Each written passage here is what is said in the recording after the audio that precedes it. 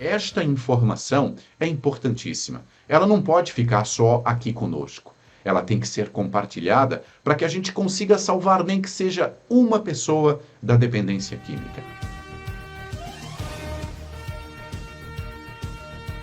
O que você percebeu no teu estudo? As pessoas já não chegam usando um grande volume, né? Como é que elas começam? Que idade que começa isso? Como é que começa a usar a droga? Bom, pelo estudo desses 1.200 acolhidos ao longo de 5 anos, as respostas que me trouxeram ficaram entre 9 e 13 anos, em idade escolar.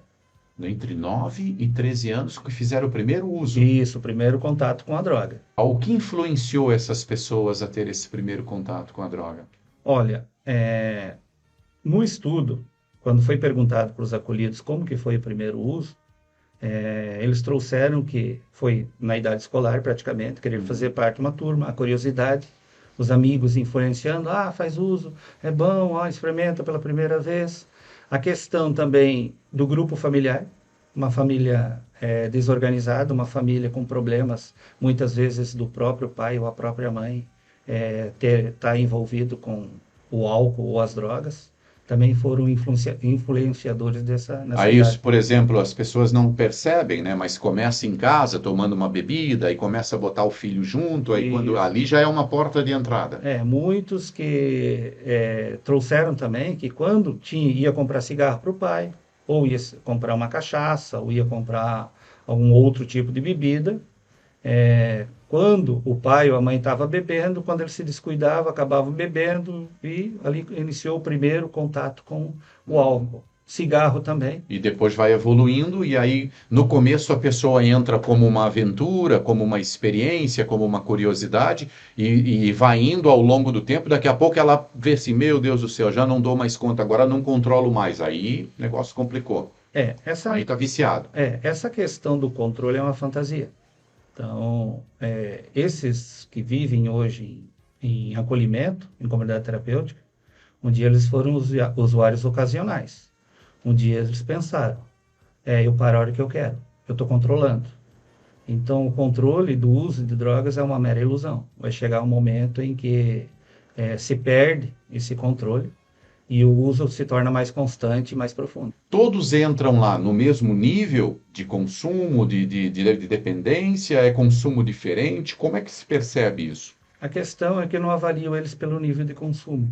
Eu Uhum. avalio eles pela capacidade de consciência. Então, não tem como definir que o consumo, porque depende da resistência de cada um. Então, tem algumas pessoas que são mais resistentes, outros são menos resistentes. Por exemplo, tem acolhidos lá que usaram crack há 15 anos e apresentavam ainda um nível de consciência, o dano que o crack causou na estrutura mental não era tão evoluído. E tinha alguns que tinham usado o crack por 2 anos, apresentavam danos muito mais profundos na estrutura mental. O que que são esses danos que eles apresentam? Sintomas como paranoia, alucinação, ouvir vozes, mania de perseguição. Quanto tempo é a abstinência? Geralmente eu considero 3 meses. 3 meses. 3 meses. Então, 3 meses é normal eles estarem ouvindo. Isso, pode estar acontecendo, ele está ouvindo vozes ainda, não Bem é difíceis. isso, tendo algum sintoma de paranoia de perseguição, Mas depois disso tem que cessar isso daí, né? e Sua abstinência tem que cessar. Se não cessa, é porque aí já o dano já é grave, daí já não é mais para casa aí, de acolhimento. o que é feito? É feito um parecer psicológico de acompanhamento, né? Uhum. E é encaminhado para um psiquiatra fazer uma avaliação e um acompanhamento psiquiátrico. Isso é uma doença, como diabetes, como hipertensão, né? Então tem que ser vista como tal, né? Então, assim, o que eu vejo bastante, principalmente dos familiares, chegarem e falar, mas o fulano, ele não para de usar porque ele é um vagabundo, ele é um preguiçoso, ele não quer nada com nada. E, na verdade, não é isso. A pessoa que tem a dependência, ela tem toda uma alteração cerebral. A droga, qualquer uma delas, elas fazem mudança estrutural no cérebro. E é uma mudança irreversível. O cérebro está acostumado com aquela substância, então ele vai estar sempre ali pedindo cada vez mais. Não é a pessoa em si, mas é o sistema de recompensa que tem no cérebro que está relacionado ao uso da droga. Então precisa, eu acho que a primeira coisa tem que ser vista como uma doença grave, crônica, que não tem cura, mas que pode ter controle. Tem que ter uma mudança de visão das pessoas também, porque, inclusive, não é só da família, mas até do próprio profissionais da saúde, de todo mundo, toda a sociedade, de encarar como uma doença mesmo, química. E outra coisa assim que é bem alarmante, que cada vez o primeiro contato com a droga está acontecendo mais precocemente, mais cedo. Então, cada vez tem mais crianças, pré-adolescentes, adolescentes iniciando. Cada vez a pessoa precisa usar maior quantidade para fazer aquele mesmo efeito. E aí isso vai causando, a pessoa vai usando, ela vai limitando a vida dela, tudo vira em função daquela, um estreitamento de repertório que a gente fala, a vida toda dela vai girando naquilo ali, em conseguir a substância para ter aquele bem-estar que a droga causa, né? E aí nisso ela vai tendo prejuízo na família, no trabalho, né? Com os amigos, e aí isso cada vez vai aumentando mais. Tem a questão genética, muito importante, né? A questão genética dos pais que fazem uso. Os filhos vão ter muito mais chance também de desenvolver a dependência. Aí tem a questão do exemplo, a criança, o adolescente vê ali o pai usando, daqui a pouco ele já vai começar a usar, ele já tem a genética e aí vai desenvolvendo, né? E assim, além do problema para a saúde física e mental da pessoa, geralmente eles se envolvem em várias situações de risco, né? Por exemplo, eles correm de carro, andam em velocidade, tem relação desprotegida, tem problema com polícia, com justiça, né? Então não é uma coisa só ali o problema da saúde, é todo o envolvimento, né? Sempre procurar ajuda, a gente tem CAPs AD, né? Então eu acho que sempre quando a pessoa, às vezes a pessoa também não tem crítica de como ela tá, mas se algum parente, algum familiar consegue ver alguma coisa, tentar ajudar essa pessoa a buscar atendimento. Como é que a pessoa consegue chegar lá na casa de recuperação, de acolhimento? Como é que funciona esse trâmite aí? Hoje nós temos parceria com o município, né, que é a Casa de Apoio, e tem o Centro Pop, que faz os encaminhamentos, né, através da assistência social. Tem famílias que levam por conta própria, né, acabam ligando, perguntando para a comunidade terapêutica se tem vaga. Amigos, pastores, igrejas que acabam ligando, pedindo se tem a vaga. E as vagas da comunidade terapêutica que eu trabalho hoje são de 3 convênios. Convênio municipal, convênio estadual e convênio federal. Na Oswaldo Reis, com a Jorge Fernandes, nós temos aqui o Centro Pop. Quem vai nos atender é a Viviane. Todos os que chegam no Centro Pop, né, todas as pessoas em situação de rua, algumas vêm por demanda espontânea, outras são trazidas pelo serviço. A equipe de abordagem começa o atendimento às 5 horas da manhã. Começamos com um ônibus, né, que passa trazendo o pessoal aqui, passa pela recepção. Todos os atendimentos são cadastrados no nosso sistema, todos os cidadãos que chegam aqui são registrados no nosso sistema. A gente tem várias situações, né, Uma das questões, né, que é bem pontual hoje, que a gente vê assim, que é bem expressivo o número, é a questão da dependência química, que leva as pessoas a ficar em situação de rua.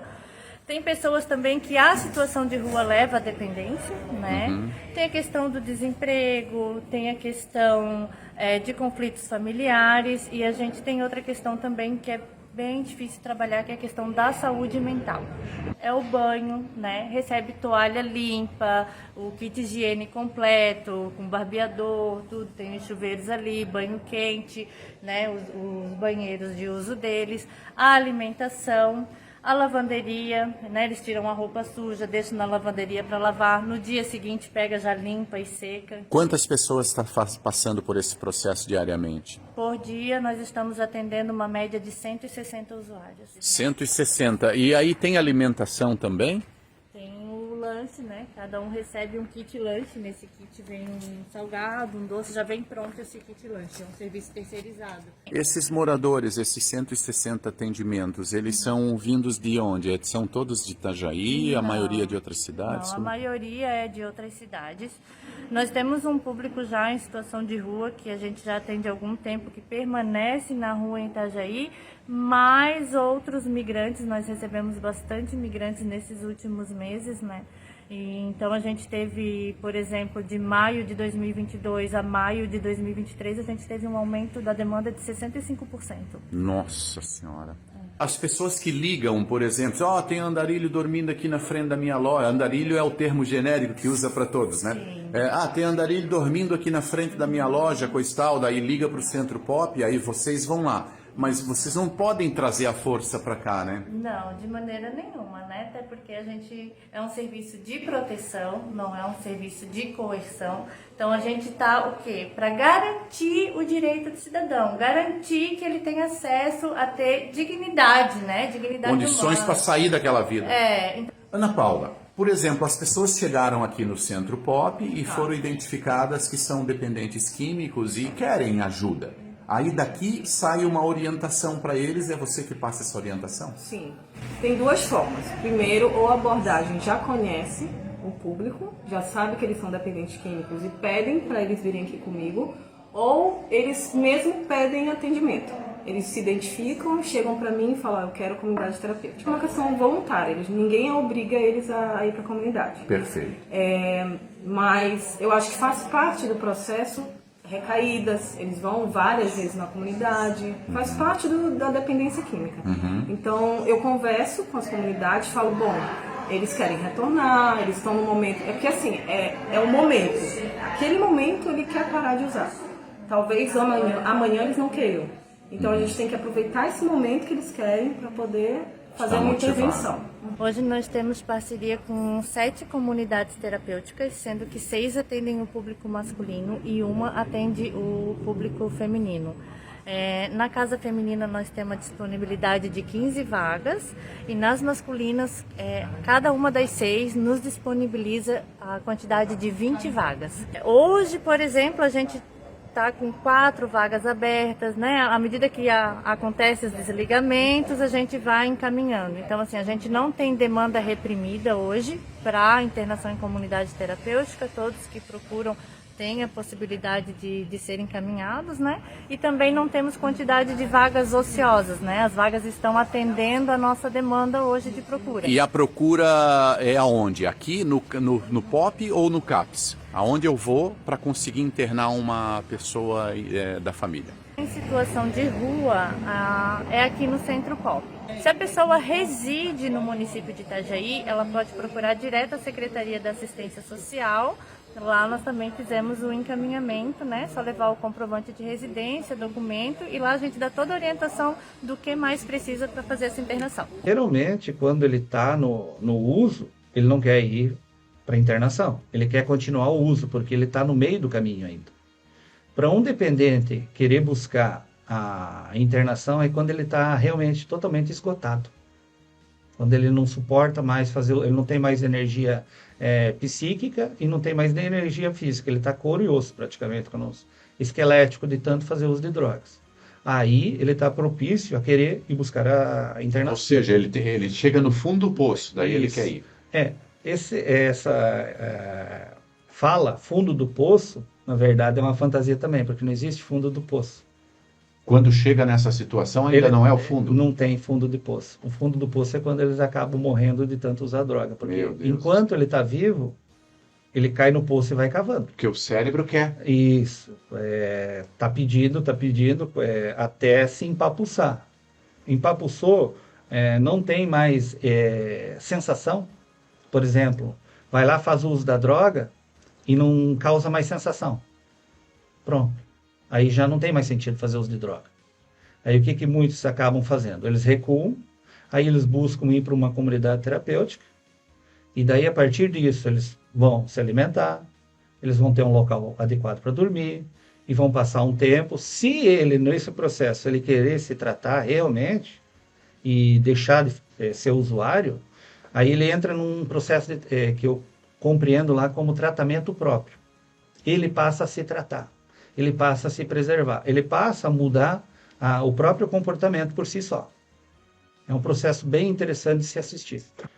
Como está na minha pesquisa ali, como havia passado, tem até meu site que pode estar pesquisando, que é reflexoterapiapsiquiativa.com.br, né? Reflexoterapia psiquiativa. .com.br. Vou colocar embaixo aí para você pegar. Ali tem bastante relatos do estudo, né? Como foi o estudo, o que foi estudado, e como a RP, a reflexoterapia, ela surgiu no meio desse percurso. Hoje ela é compreendida como uma forma de tratamento que eu tenho utilizado tanto dentro da comunidade terapêutica para oferecer a esses dependentes o poder de reflexão. Além do número de usuários que a gente percebe, é visível, né, nas ruas, que tem aumentado, isso é um grande problema de saúde e é um problema social também, né? Nós observamos que também tem surgido novas drogas mais potentes, inclusive, né? Confere isso. Sim. Tem chegado uma droga no Brasil que tem preocupado muito as autoridades. Mais que o crack? Pior. Ela é sintética. Ela foi desenvolvida nos Estados Unidos, né? Ela é chamada de K9. Então tem vários vídeos no YouTube, TikTok, nos aplicativos de pessoas que fazem uso dessa substância e acabam se colocando assim como se fosse um zumbi. Ela se retorce toda, a pessoa se retorce toda, ela não tem consciência nenhuma de realidade que está acontecendo, ela está em pleno transe, né? Meu Deus. Bom, com relação a homens e mulheres, né? São mais homens que fazem utilização de drogas? Isso. Como está na minha pesquisa, né, que desses 1.200, 1.153 começaram a fazer uso entre 9 e 13 anos, se destaca, claro, a grande maioria é homens. Mas eu também fiz um estudo numa comunidade terapêutica feminina, né, em torno de 20 mulheres que estavam internadas lá. Em relação ao início de uso, as 2 responderam que começaram aos 13, 2 responderam que começaram aos 16, e as outras restantes 16 começaram depois dos 30. 12 depois dos 30. Ou teve uma lá que respondeu 25, mas já é uma idade... E por quê? Qual motivo levou as drogas já nessa idade de 30 anos? Rompimento, muitas vezes, de relações conjugais, que começaram a se envolver com o álcool, sair com os amigos nas noitadas, e muitas vezes levou a um casamento de longa data, e daí se viu lá nos seus 30 e poucos anos, 40, ou envolvimento com homens que já faziam uso, e daí acabavam, pelo fato de ele estar fazendo, começar a experimentar. Nós temos uma situação gravíssima. Está aumentando o número de usuários de drogas nas cidades. Isso é notório, né? Você identifica nas ruas. O número de dependentes químicos ampliou. Está aumentando o número de drogas e tipo de drogas, cada vez mais potentes. O que nós precisamos fazer então? Porque se chega a determinado momento lá na casa de recuperação, já não resolve mais. Você já tem que encaminhar para o psiquiatra, para o hospital psiquiátrico, quer dizer, o cara já está com a mente, na linguagem popular, cozida, né? Então, então nós temos que evitar que isso aconteça, né? A prevenção. Sim. É o mais barato e é o mais certo a ser feito, na tua opinião? Com certeza. Não adianta querer tratar depois, não é que não adianta. Tentar tratar depois que já está doente, quando se trata de dependência química, é muito mais difícil. Então, qual que é a minha ideia? é começar a trabalhar a prevenção já na questão de idade escolar.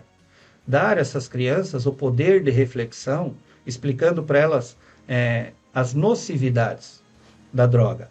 Porque os aliciadores, eles são bem, eles têm as táticas deles de aproximação, de como se aproximar dessa criança, tornar ela, aguçar a curiosidade dela. Então, se ela estiver preparada já desde casa, mesmo que chegue ali um traficante do lado dela querendo oferecer a droga, coisa e tal, ela já vai saber dizer não. Isso. Ela te dá um prazer, mas é uma ilusão, porque ele te dá um prazer aqui e te destrói a vida aqui. Isso, ela te dá um prazer momentâneo, só que pós-prazer vem uma autodestruição, melancolia, um vazio profundo. E esse vazio profundo e melancolia vai querer mais, e sempre mais. Por isso que eu coloco que não é um poço sem fundo. Vamos supor que eu estivesse, dependente Sim. químico, e aí cheguei lá, fiquei lá um tempo. Em média, quanto tempo fica na casa de recuperação para realmente estar tratado? 3 meses é só de abstinência? Isso. 6 meses é considerado o tempo adequado para um acolhido ficar em comunidade terapêutica para se desintoxicar. 6 meses. Isso, 6 meses. 6 meses. Mas tem alguns que ficam 7, 8, 9, às vezes não tem para onde ir, às vezes precisa de um tempo maior dentro da comunidade terapêutica, é de acordo com cada necessidade, né? A comunidade terapêutica não coloca ninguém na rua. Mas é importante, depois que termina esse período de acolhimento na comunidade terapêutica, quando voltar para a sociedade, fazer um pós-tratamento. O que é o pós-tratamento? Pós-tratamento é um acompanhamento psicológico voltado ao quê? A se reinserir no meio familiar, a se reinserir no mercado de trabalho, a se reinserir na vida social, a se reinserir numa vida social de lazer também. Prevenir para a pessoa não chegar a entrar nesse ponto. Porque senão, meu amigo, nós vamos perder a guerra. Os números que estão aí estão mostrando que a gente está perdendo. Então, é uma prova de que o enfrentamento não está sendo feito da forma correta. Precisa mudar e precisa mudar urgente. Procure ajuda. Vá ao CAPS mais próximo da sua residência. Sozinho, meu amigo, dificilmente as pessoas se recuperem.